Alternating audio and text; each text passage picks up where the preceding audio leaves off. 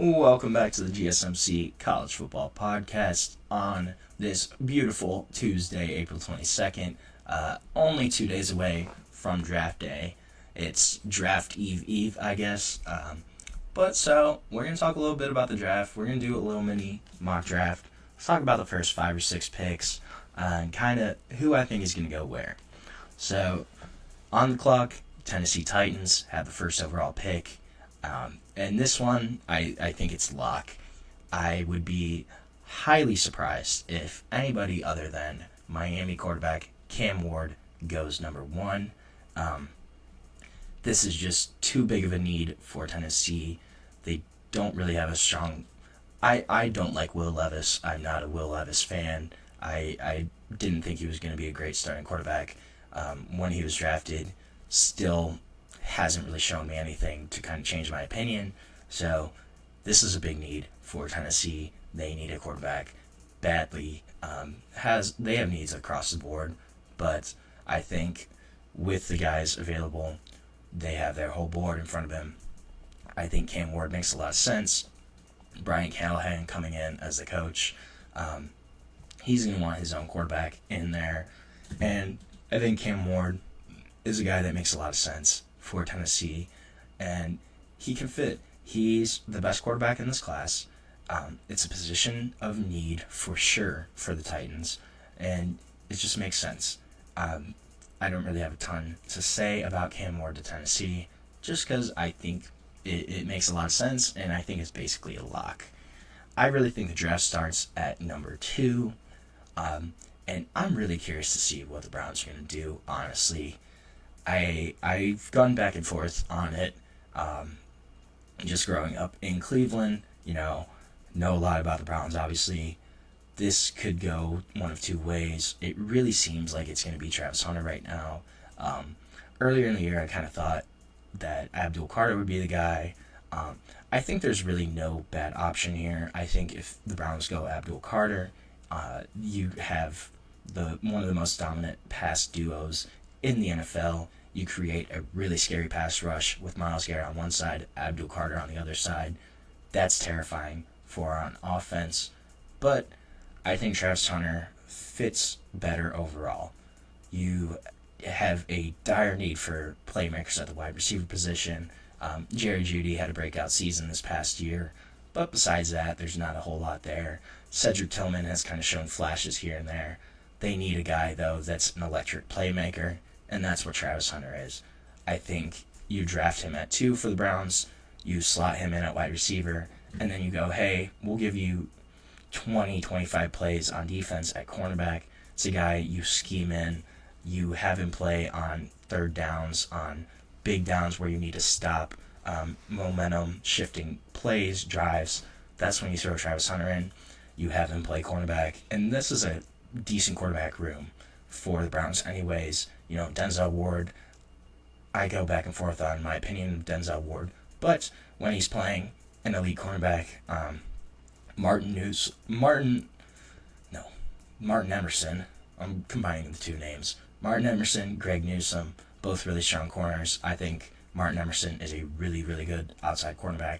So if you have Travis Hunter mix in on 20, 25 plays on defense there in key downs.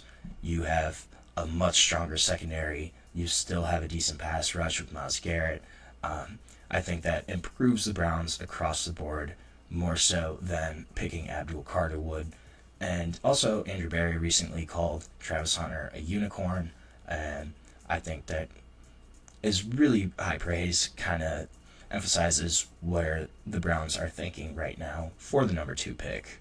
Then number 3, everything I've been seeing, everything I've been hearing is that the Giants are just going to take whoever falls to them between Travis Hunter or Abdul. They're in a really solid spot. I think it's Abdul then. I think this is a really easy pick for the Giants. Does sound like the Giants are still interested in Shedeur Sanders. I don't see them taking a quarterback there at 3. It's possible, but I think they go best player available, and that's Abdul in this situation. The kid is an absolute freak of nature. Transitioned from off-ball linebacker to edge rusher full-time this past season. Had kind of been a part-time pass rusher before, but full-time pass rusher this year. Had a really great year, had 11.5 sacks, showcased what he can do, just was a dominant player, and he's fast too. That's the other thing. I think just his quickness, his ability to get off the edge quick, and his pursuit skills are really strong as an edge.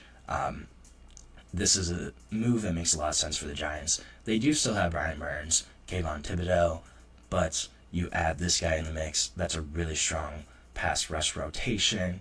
Then I also saw today that if they do draft Abdul Carter, they could potentially flip Kayvon Thibodeau for a draft pick, for probably a day 2 pick.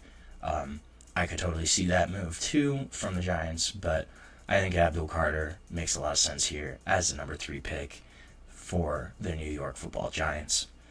At 4, the Patriots are a really interesting team. I think they have needs across the board, obviously. Wide receiver is a big need for them, but I don't see anybody that's that highly rated right now to be able to be the number 4 pick as a wide receiver. I don't think Ted McMillan is that highly regarded across the league. I think this is probably an O-line pick. Just knowing Mike Vrabel, knowing how he wants to build out the trenches, build his team from there, I think this is a place where you see probably an offensive lineman. I have Will Campbell from LSU going here. Still debated on where Will Campbell will end up in the NFL. Will he play tackle? Will he play guard? I think he has the capability to play tackle. Played there for all 3 seasons at left tackle for LSU. And this is a spot that makes a lot of sense. I think Will Campbell, just in particular, will fit them. Really physical, tenacity, driven player.